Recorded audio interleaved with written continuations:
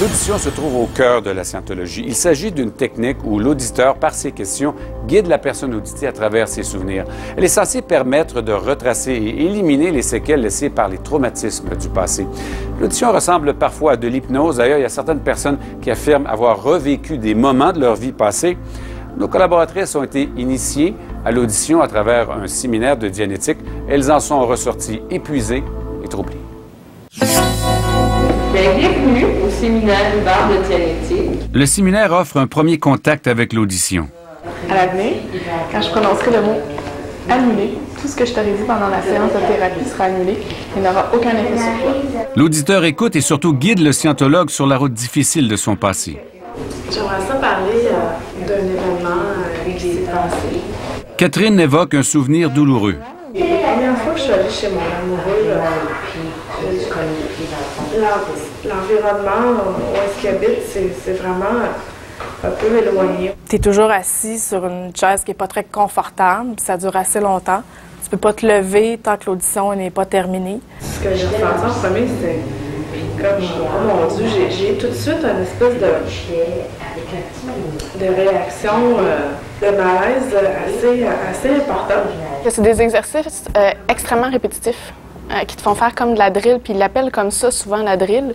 Donc, ils te font refaire le même exercice une fois, deux fois, trois fois, quatre fois, cinq fois. Tu fais ça pendant 10, 12 heures de temps. Fait qu'à la fin, t'es brûlé raide. J'ai ressenti une espèce de peur, tu sais, ça me sert ici comme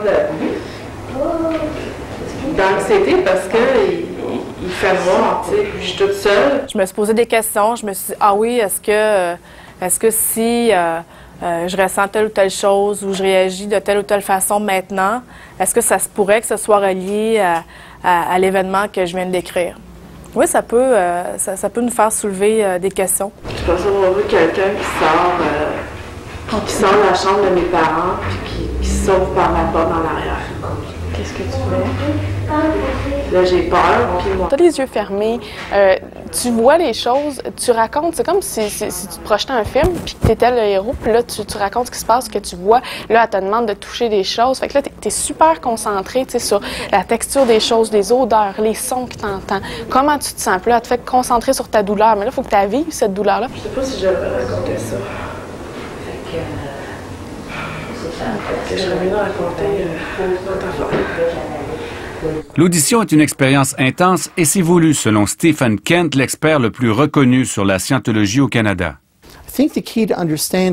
L'audition est la clé pour comprendre comment la scientologie transforme la personnalité. Il s'agit d'un procédé qui vise à éliminer de l'esprit les expériences négatives une à une. On explique aux gens que ces événements n'ont désormais plus aucun impact ou valeur pour eux. Et pendant que la scientologie évacue ça de leur esprit, elle leur inculque son propre système de valeurs et d'éthique. J'aimerais ça juste qu'on se fasse un petit retour. Pour que si chacun veut partager quelque chose de son expérience. Mais moi, qu'est-ce que j'aime, c'est que c'est après, c'est comment tu te sens, comme t'es tellement libéré, genre, je sais pas, ça donne le goût. Cette jeune fille n'a qu'une dizaine d'années, son amie environ 12 ans. Et après d'avoir audité, de voir l'autre sur un nuage, tu sens sur un autre nuage. Ouais, c'est good. Excellent. Jeanne, qui veut aujourd'hui garder l'anonymat, a connu l'ivresse scientologue, il y a près de 25 ans. Je flottais, c'était extraordinaire. Elle a découvert la scientologie par une amie. T'es tellement fine, t'es tellement agréable à parler. J'aimerais tellement que tu rencontres une de mes amies, là. Je suis certaine que tu auras un plaisir fou, puis elle aussi, à te connaître. Elle accepte et se retrouve à un souper avec deux couples. Ce que je savais pas, c'était 2 auditeurs. Elle ne se doute pas de l'objectif réel de ce souper. J'avais 2 personnes qui étaient tellement à l'écoute de tout ce que j'avais à dire. Je me sentais entendue, écoutée. Ça m'a fait comme « wow, ça fait du bien ». À la fin de la soirée, c'est sûr, après la belle soirée, on m'a offert très gentiment, puis moi j'étais en confiance totale, d'aller faire un cours de communication, ça valait la peine, j'avais tout ce qu'il fallait pour ça. Le piège se referme sur elle. Et ça s'est fait très rapidement.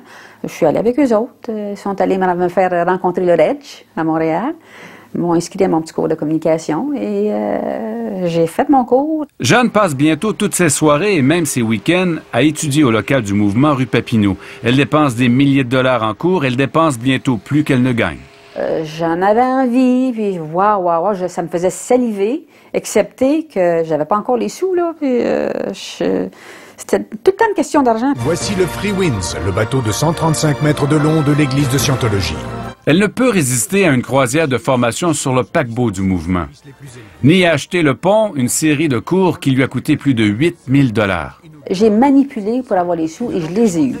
De votre père? De mon père, mais mon père, il pensait qu'il y avait quelque chose de grave qui se passait dans ma vie. Il m'a envoyé ça sans poser de questions. Après 5 ans et demi, elle se retrouve à Los Angeles, au QG du mouvement. Elle y vit et étudie à temps plein. On avait le dimanche avant midi de libre pour faire notre ménage, faire notre lavage. Donc, on étudiait du matin jusqu'au soir, 7 jours semaine. Il n'y avait rien d'autre. Juste ça. C'est pas de l'endoctrinement, ça, vous pensez? Et on était... Les présences étaient vérifiées 3 fois par jour. Puis, tu as intérêt à être présent. La scientologie occupe toute sa vie, mais son équilibre commence à craquer. Quand son mari la quitte, c'est le choc. J'ai perdu la boule, Là, à ce moment-là, c'est sûr qu'on est venu me chercher dans les toilettes parce que j'étais cachée dans la toilette, je broyais, et je broyais, et je broyais. Et là, on m'a sorti de là. Et ils n'ont pas été capables de rien faire avec moi parce que je faisais que pleurer. Et là, ils m'ont attribué 2 personnes de bonnes sœurs, que j'appelle, 24 heures sur 24 à mes côtés pour s'assurer que je restais là. Parce que moi, je voulais sacrer mon camp, leur dire, je vais aller voir ce qui se passe. Mais là, ils vont te détruire, ils vont te faire du mal, il faut qu'on te protège. Jeanne découvre l'autre visage de la scientologie. Ils me surveillaient, puis ils me suivaient partout. On est allé marcher. Je les avais comme s'ils étaient dans mes culottes, là, en arrière. Tout le temps. Comment vous sentiez dans ça, vous? Je me sentais en prison. Et je savais que j'étais pris. Je savais qu'il n'y avait rien à faire. Vous étiez prisonnière là-bas? Ah, ça c'est sûr. Ils ne m'auraient jamais laissé partir. Après 2 semaines de garde à vue, elle élabore un plan pour se sauver. J'ai joué la comédie. J'ai fait semblant que ça allait mieux. J'avais reçu de l'audition. Je leur ai démontré que ça avait du pouvoir, puis que ça allait bien, puis que maintenant je souriais, que je pouvais recommencer à étudier, que j'avais plus besoin de personne à côté de moi. Je parlais plus de mes problèmes. Et ils m'ont cru. Dès le moment où elle se retrouve sans surveillance, Jeanne s'enfuit en taxi, la peur au ventre. Au terminus d'autobus, je tremblais comme une feuille, j'avais peur. Je me suis cachée derrière les bancs, derrière les colonnes, derrière je sais pas quoi, pour être certain que personne n'était pour me voir. Parce que je savais très bien que si on m'apercevait, qu'on viendrait me chercher, qu'on me laisserait pas partir. Et ce n'est qu'une fois que l'autobus vers New York a démarré qu'elle commence à y croire. Jusqu'à ce que j'entende le bruit là, qu'on appelle les breaks à l'air, là. Pshh! Là, je dis, ouf, on part. Et là où je me suis sentie comme d'essouffler, là, c'est quand on était sur l'autoroute et qu'on a pris l'air d'aller, là. Là, c'est comme, les épaules ont baissé, là, je me suis calmée un peu, là. Tranquillement, j'ai arrêté de trembler, puis je savais que là, j'étais correct, là, que je m'en allais par chez nous. Jeanne avait passé 6 ans dans le giron de la scientologie. Elle y tournait le dos définitivement. De retour à Montréal, elle a rangé son matériel scientologue dans des boîtes qu'elle n'a jamais retouché en 18 ans jusqu'à aujourd'hui. Ça, c'est le premier. Quand tu finis ton test de personnalité, là, c'est ça que tu fais. C'est le premier que vous avez suivi, ça? C'est ça. Cette femme de près de 60 ans remonte maintenant le chemin de souvenirs enfouis. Aha! Free win. C'est votre voyage? Free win. Encore free win. C'est du free win, ça. Les boîtes contiennent de nombreux rapports de connaissances, des dénonciations de gens ou de pratiques que l'Église encourage ses membres à faire. Tout ce qu'on pense qui nous dérange. La délation, en fait. Oh oui, tout le temps. Une entrevue exclusive avec le premier auteur de les best-sellers dans le domaine de l'amélioration personnelle, L. Ron Hubbard. Pas chier. Il y a aussi des factures, beaucoup de factures. Oh, palais! Oh, mon Dieu! Oh! Freeloader billing, staff status. Oh oui, j'étais staff, je savais pas. statut, ça va coûter 800 ici, 1500 ici, 19 heures d'audition, 20 minutes, ça c'est... Aïe, aïe! 12 928. C'était Hollywood Boulevard, Los Angeles. Ça a coûté 12 000 là? Ben, d'audition, ça a l'air, là, je sais pas. Jeanne avait perdu le compte.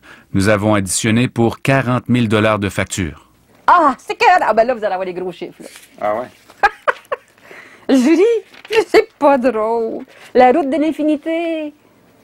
Ah, ça, c'est sur le bateau. Shit, man. Excusez, c'est l'enfer. Ah, wow. Merci, mon Dieu, d'être ce que je suis aujourd'hui. J'avais tout oublié ça, moi, là. J'avais tout flashé ça. Gang de maudits espions. Hey, regarde ça, toi. Gang de gros. Hey, il m'écoeure. Ici, la lettre de son père qui lui envoie les 8 500 $ qu'elle a demandé il y a de ça plus de 20 ans maintenant.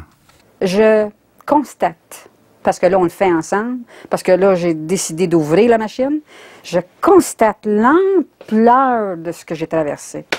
C'est incroyable. Ça me fait trembler, regarde-moi les mains trembler, là. Toutes les factures comme voilà, là, c'est rien, là. J'achetais des livres et des livres et des livres et des livres et des livres. Je n'arrêtais pas d'acheter des livres. J'ai lu. Il faut mettre tout votre argent dans ça. Ben, je regardais pas, mais ça devait être ça. Hey, je calculais même pas, parce que c'était pro survie, pour la scientologie, pour la planète, que je fasse ça. Donc, j'avais pas à me soucier de la balance, il fallait que je sauve la planète. Je suis contente qu'on fasse ce qu'on fait là. Ça me libère, ça me fait du bien. Tiens, toi. Cochonnerie. On vient de le voir, l'Église de Scientologie est une véritable machine à convaincre. C'est aussi une machine à générer beaucoup de revenus. Une multinationale qui vaut des milliards. Et ces milliards accumulés auprès des fidèles ont permis au mouvement d'ériger de luxueuses installations aux États-Unis où se trouvent ces quartiers généraux. Notamment en Floride, où JE s'est rendu. You don't want to talk to us? No, you touch me that again, I'll call the police. Alors après la pause, la suite de l'enquête.